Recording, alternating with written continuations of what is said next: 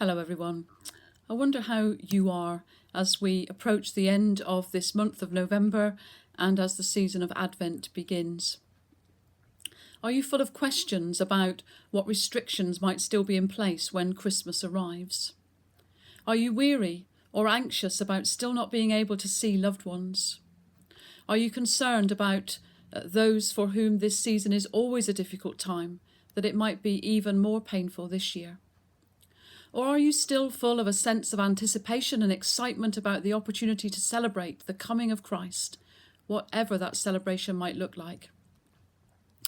We may well have hearts and minds full of those questions and thoughts, plus others too. We may also be feeling a sense of loss about all the ways in which we will be unable to mark Advent and celebrate Christmas in the life of the church. Meanwhile, the commercial world is pressing on regardless. For weeks before this second lockdown, the shops were full of the usual seasonal food, chocolate, baubles, candles, garlands, cards and wrapping paper. John Lewis, Sainsbury's, Aldi and many other large retailers have all released their Christmas advertisements, and many individuals and families are trying to bring the start of Christmas forward by decorating their Christmas trees and putting up lights on the outside of their homes in recent weeks. All of this is seemingly carrying on as if there is nothing different at all about this year. And it may be that some of us find that quite difficult, because so much of what we associate with Christmas, our journey through Advent together, our Christingle and carol services, our Christmas Eve communion, they're just not going to happen. There is no doubt that lament has a rightful place in our experience at the moment. And it's important that we acknowledge what we have missed and what we are missing. It's also important that we acknowledge our regrets about those experiences which we simply haven't been able to have. And that will be equally true of whatever our lived experience of this season of the year is going to be. For many, the prospect of being unable to see family will be unthinkable. For others, the pain which this season always brings will be heightened, whilst for some, the reduced pressure which not being able to hold large gatherings brings will be welcome. Perhaps the hardest thing for many of us is the frequent changes in restrictions and guidance. It can feel as if we are on an emotional roller coaster with the perpetual up and down of planning and hoping, then cancelling or delaying, and never quite knowing where we are or if the decisions we are making are right. It all feels such a mess. But the reality is that however we are feeling, Christmas isn't cancelled.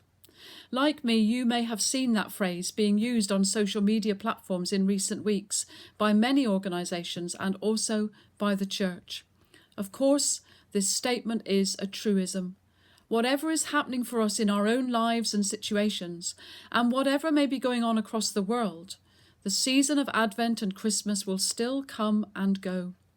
The difference will be in how we respond to our situation and how we choose to mark and celebrate the season.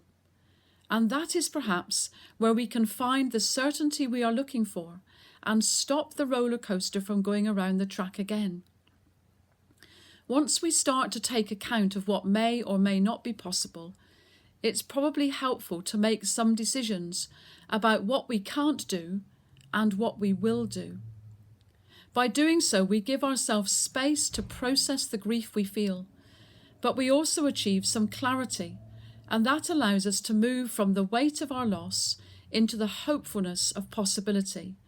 We move from lament into creativity. This season of Advent is here to help us prepare ourselves for the celebrations of Christmas, the time when we remember the truth that is at the heart of the gospel, that God came into all the mess of the world in the person of a tiny baby, Jesus Christ. God didn't just love the human race from a distance. He came to share the mess. The world is certainly messy now. Our lives are messy now. Everything as we have known it may feel like one big mess.